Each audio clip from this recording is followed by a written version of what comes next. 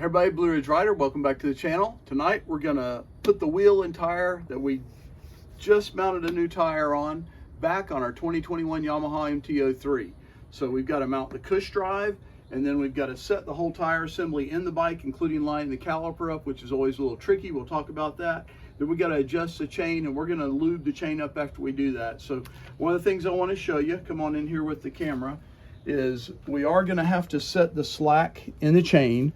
So per the Yamaha book right here, my drivetrain slack 1.38 to 1.77 inches, and the torque is 57 Newton meters on the axle nut and 16 Newton meters on the chain tensioner.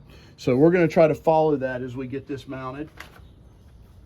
All right, so first thing we're going to do is get the cush drive in. So we've got all our parts and pieces in one little box right here. So the cush drive really just drops right in. There's nothing specific about order.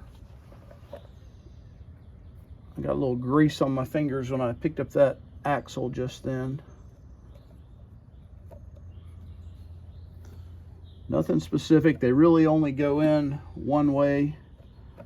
You set the cush drive back in. As we talked about earlier, the cush drive helps absorb some of that shock when you just take off really quick with the bike. And then these blades drop in between the different rubber mounts on the cush drive, and that's what adds the cushion, as it allows the rear sprocket to have a little bit of spring movement, a little bit of shock and slide. So we're going to push that in really good. All right, we've got a washer and the nut on the axle this side. We've got the lock nut and a washer for the other side, and then we've got this little bushing that slides in on this side. Now I'm just gonna, since we've had this off, just gonna wipe this down really good. In fact, I'm gonna clean the brake rotor one time. Okay, I got a little brake parts cleaner. I'm just gonna wipe this rotor down. I think it's fine, but you know, I've touched it with greasy fingers and soap, changing everything else, they're all on the way, all kind of little dirt and stuff. So let's just wipe that down really good. Never hurts. And then, as we talked about in the previous video, on the rear caliper, I have put a little yellow plastic shim tool in there and spread the pads apart to make it easier to put on. And when we go to put the rear caliper back on, let's just talk about this again. There's a groove on the caliper, so I've got it tied up here so it doesn't fall by accident. I've got it tied up out of the way, and we'll put it right back here in just a second. But when we go to put the wheel and the caliper on, because this lines up with the axle hole, this groove has to line up right here on the caliper. So we kind of want to get everything all in place as we set the wheel back on. In fact, what I'm going to do, I'm going to try something a little different this time.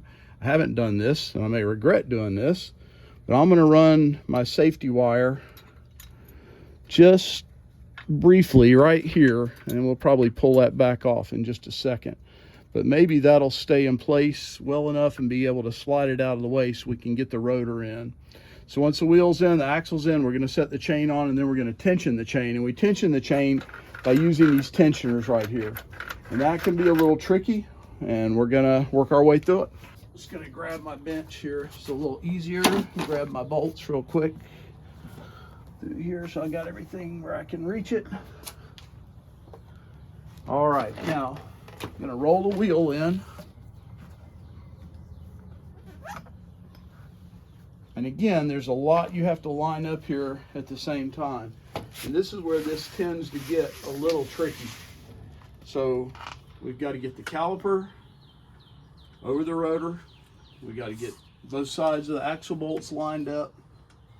I may or may not like this deal right here I've got going on. We're going to see here in just a second. As I lift the wheel up, I'm going to put my foot under it, and that's going to allow the caliper to come in to the wheel, which will give me a little more room. Now, Pitbull makes a device that will help lift your rear wheel. All right, so now we've come off of that groove back there. So I got to get the caliper back on the groove and line the rotor up between the pads. Here we go.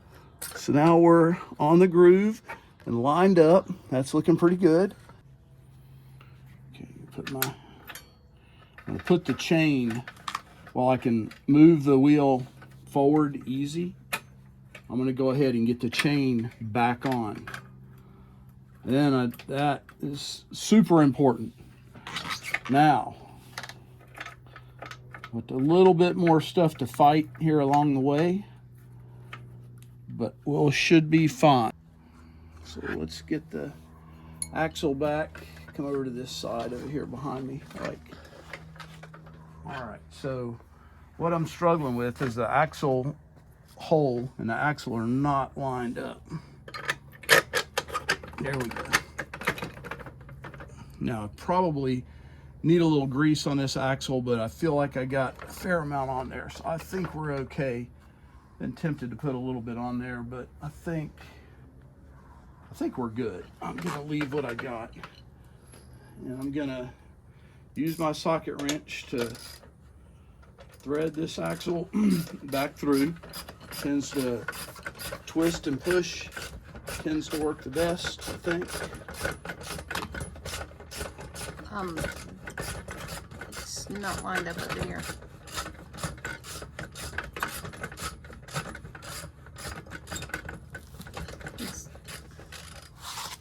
Okay, let's make sure our bushing's in place. It is. Caliper's in place, caliper's in the rotor. Things looking pretty good. I'm not going, there we go, there it goes. I had to get the axle lined up just right. It should go, there we go. We're through the caliper. Let's see how we are here. We're not quite lined up over there. See what we got now. I can tell that axle has a hole in the end of it. So when I stick my finger in there, I can tell how lined up we are by where that hole in the axle is. So there we go. That should be it right there. There it is, I think. You're in. Okay, good deal. That's what she said. All right, so let's tighten this up.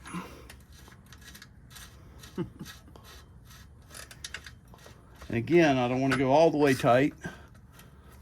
I want to get the gap out of the swing arm.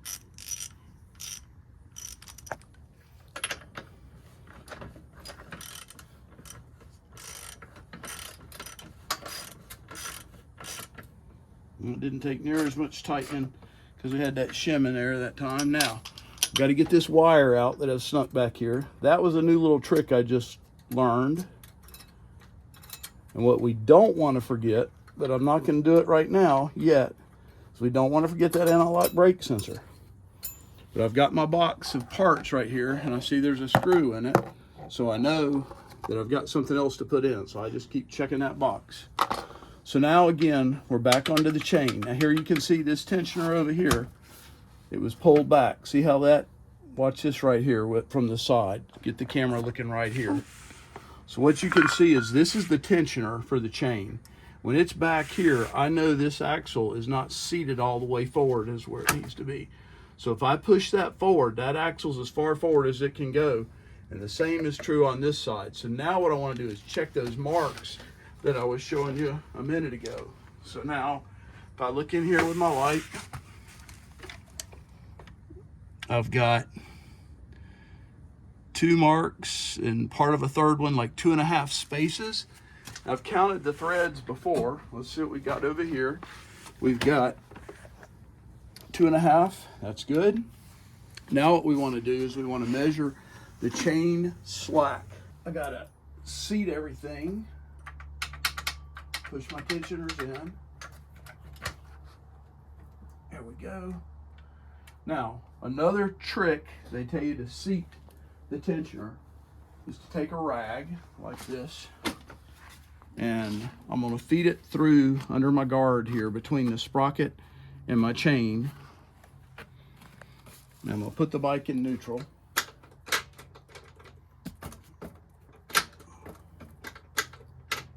There we go. And I'm going to roll that rag up. That forces everything to go back good and tight. So that seats the tensioners. So now let's see how much slack we got. Feels much better. All right, I'm going to put my tape measure here. And let's see how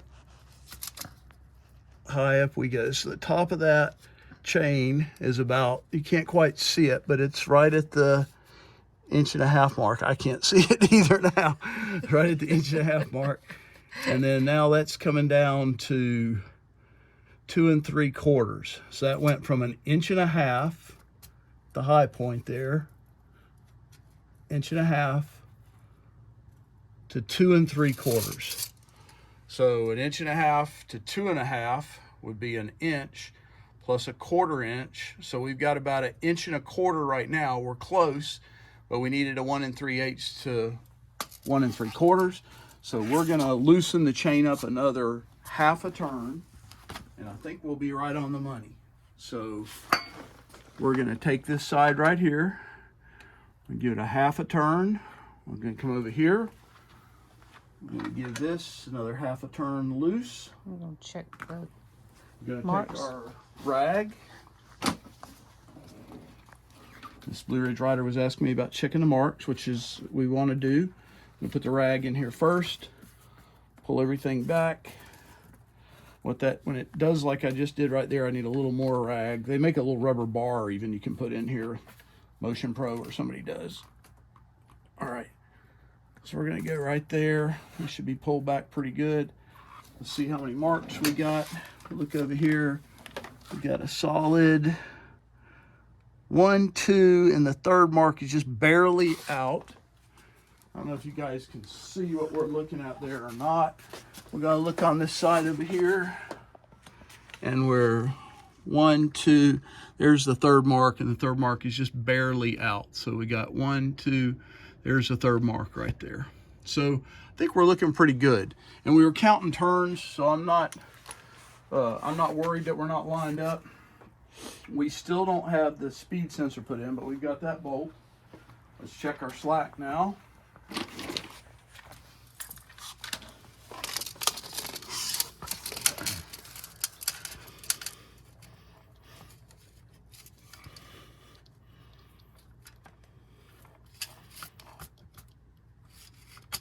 Top of the chain still going to about the 1.5 inch mark, and now coming down about 3 1/4. So 1.5 inches to 2.5 inches would be 1 inch, plus the 3 1/4 would be, we're 1 3/4. So we're on the outside of the slack. So I'm gonna give each side a 1/4 turn tight, and I'm gonna call it done.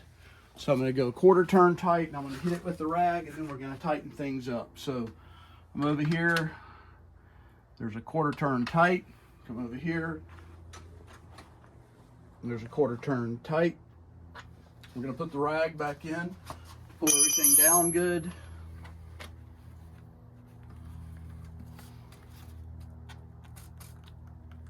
All right, I think we're good. Now I'm gonna take the lock nut, bring it up all the way on both sides.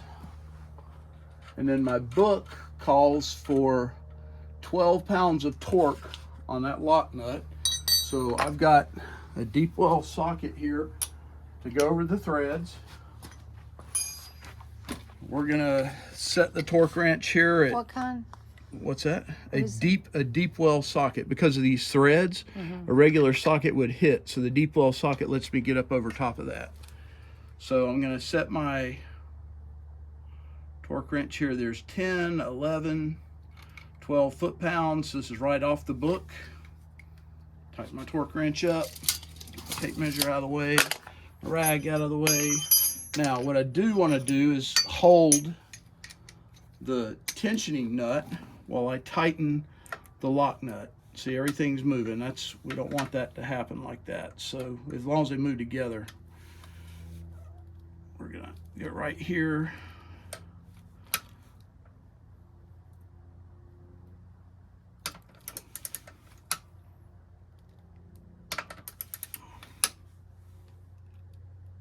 I'm not gonna lie, that feels a lot tighter than I was way over 12 pounds. Yikes. Okay, so I over tightened that, which is not good. So because I did over tighten it, I was holding my torque wrench kind of funny there. I'm gonna go ahead and bust that back loose. Maybe I didn't. Maybe it was on okay. I thought it was tighter than it appeared. Let's do that again. I was holding my torque wrench up on the handle instead of down here on the shaft instead of down on the handle. So there's my 12 pounds right there. That's all we need.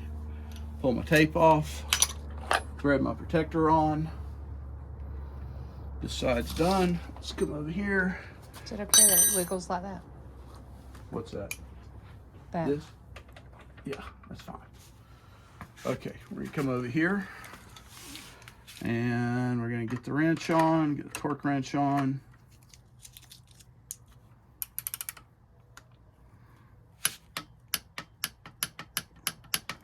Doesn't take much to get 12 pounds of torque. I'm surprised that's all it is, but that's what they call for. That's what I'm gonna put on it. All right, threading that up. Now we've got to tension or torque the axle nuts. So let's double check the book. I believe it was it's either 57 Newton meters or 57 foot-pounds. So I want to check to make sure I do it right. The axle nut is 42 foot-pounds. So I'm gonna set my, now I do see one problem here. I got to go get an adapter for my torque wrench. So, all right, there's 41, 42. So I've got a 3/8 inch torque wrench and I've got a 1/2 inch socket here. So I've got to get a 1/2 inch adapter so I can get my torque wrench on here. And then we're going to tighten this up. So I'll be right back. Okay, so I've got my 1/2 to 3/8 adapter on the torque wrench. It doesn't matter if you use extensions or adapters on the torque wrench. As long as you hold it at a good right angle, you're gonna be fine. We've got this set at 42 foot-pounds. Got to get everything set right. Let's see what we've got going on here. Probably gonna take a little bit because we had some good slack there. Whoops. And I think we're getting close. All right, somewhere in here, I'm gonna bet we're gonna click. There it is. Okay, now the last piece, I believe. We've got one screw left in our box. Got to get the speed sensor in. Again, you want to be really careful with this. You don't want to damage it. I'm just gonna clean the dirt off of it carefully. Place this back in.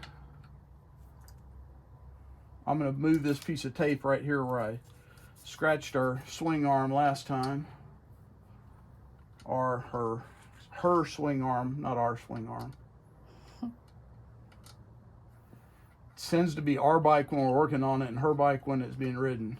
All right, and there is a torque rating on this, but I'm just going to go with the snug and then a little.